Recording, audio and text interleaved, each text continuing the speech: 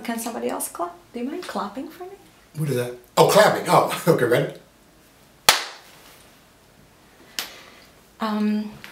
So I'm just, perhaps because I didn't grow up here, right? I'm different continent. But when you're describing the 80s, you bring together kind of fun times, right? Shopping and, you know, good food and whatever, but also street violence. Oh, right? yeah. How did those two coexist? Well, I mean, it was almost to the point where, I mean, like now, I mean, it coexists because that's what it was a mode of survival. And honestly, the street violence wasn't as crazy as it is today. The street violence is always going to exist. Violence has always been around.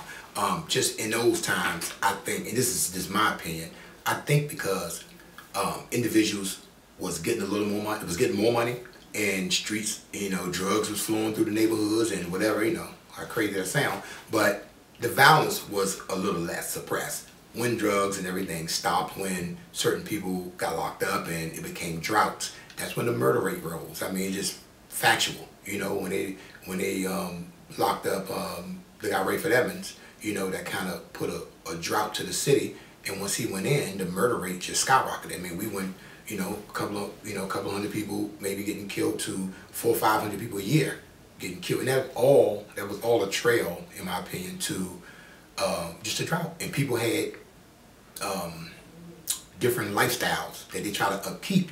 So if they're not getting the product they need to upkeep it, there's when robberies was coming in, kidnappings were coming in. They had to survive, and it was wild. It was you know, like dog eat dog kind of thing. You know, it's just like somebody snatched the food away and the strongest survived, and that's what the streets was about at that time. I mean, that's what it came after, you know, Fats Lot died and after Ray got locked up and stuff got tighter in the streets, it became really more of a survival mode. Did you know the guy who killed Fat Rodney? I didn't. I wasn't there. I've still, you know, always heard it was an accident. I don't know who did it. I know the story that I've heard. It was a car that looked like a Nova, that looked like one of the young cats of Detroit Park that Fats was cool with.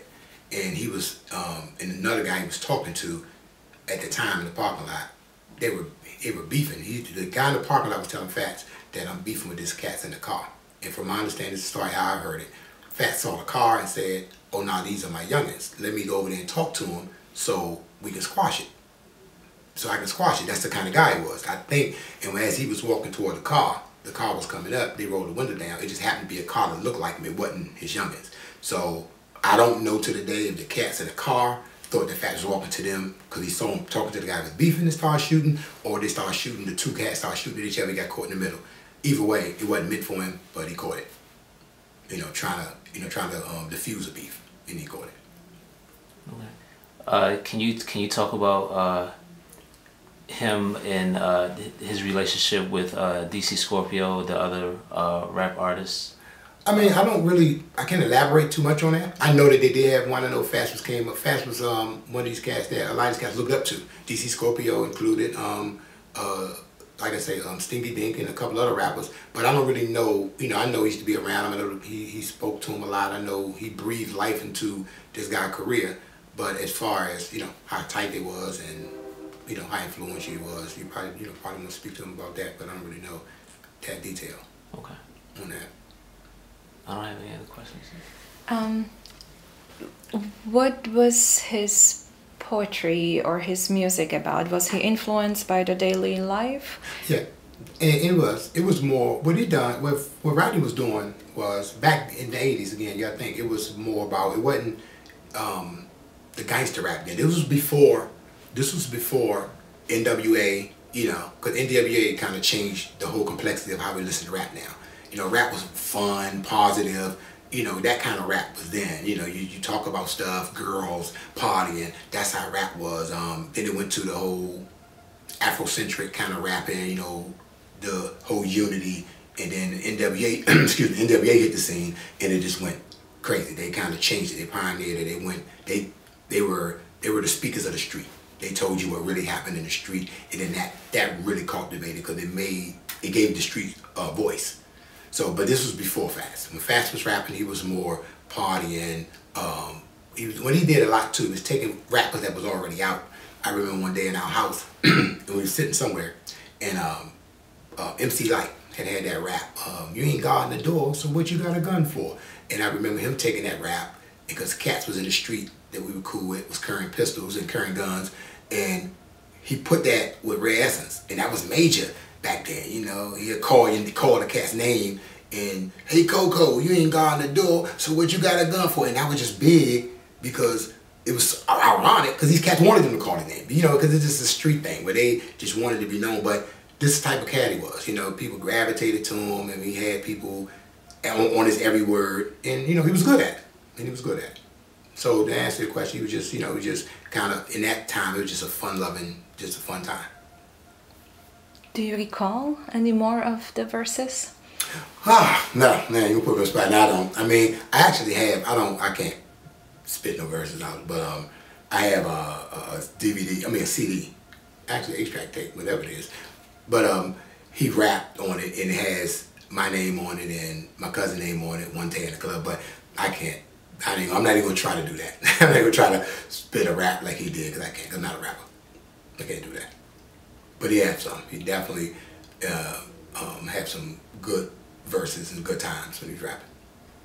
Hey, did any of the guys in New York take any liking to Rodney Forge's rapping that you know of? I don't know. I can't. I know he was cool. I mean, you know, Alpo. You know, that's who. You know, we used to go up there a lot with. He was cool with Alpo.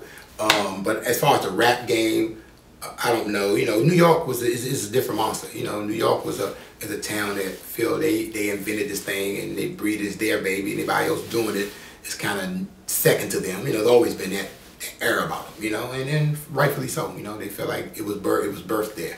So, but back when we were doing it, you know, it still was that. Yeah, I think we come up in the era with rapping, we come up in the era where drugs was flowing heavy, so it was still that street feel. Like we come up, certain cats ain't deal with us because we from out of towners, you know, we foreign to them. They don't know who we are, and rightfully so, you know, they stood back off, or some of them did. You know, I remember going to New York before and meeting the guy, Rich Porter.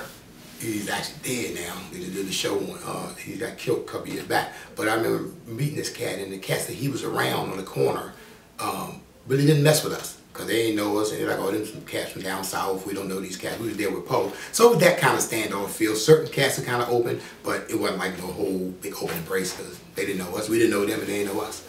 So, you know, it was kind of more standoffish on that level. Now as far as the rap game, you know, Fats just loved it, you know, and when you got around him, if he rapped to you, you hear it. He had the talent. You know, he was getting better every day, and it was that kind of thing. Can you recall if any radio DJs played any of? I can't remember if radio played go-go back then on the radio. Actually, they did. Now I'm trying to think who was the DJ. They absolutely did. Fast used to get love on the radio. I can't think though. God. I want to say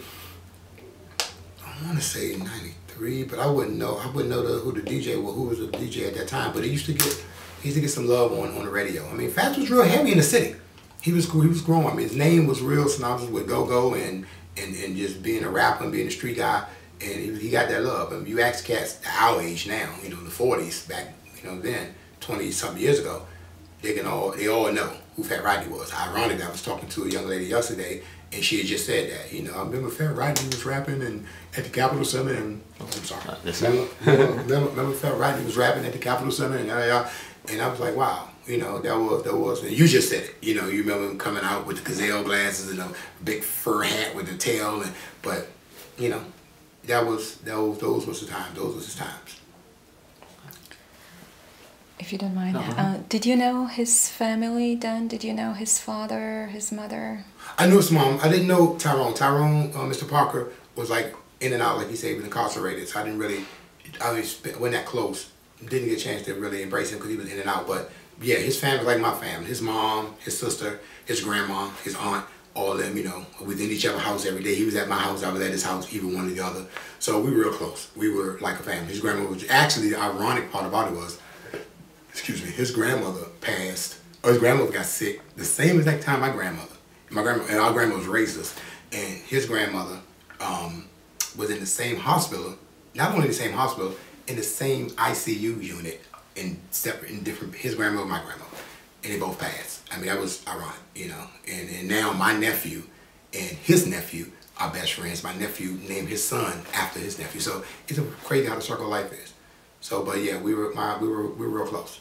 We were real close. And did he ever talk about his father missing, you know, not being in his life, being out of prison? Did it affect him at all? Yeah, I mean, really, I mean, I don't know how, we didn't have those deep, sensitive conversations, but I always heard him mention his father. I mean, it wasn't like, he always mentioned about Tyrone, and I knew his father's name, never really met him, but I always hear him talk about it. He had a relationship with his father. I didn't never met him, or I may have seen him once, if that much, but he always talked about him. I heard him mention his father's name numerous times. You know, and it could be from him going to see him or when his father was out, but I wasn't around him every time he saw his father, so, but I knew that his father's name was Tyrone, and I knew he had a relationship with him. All right, let's pause it.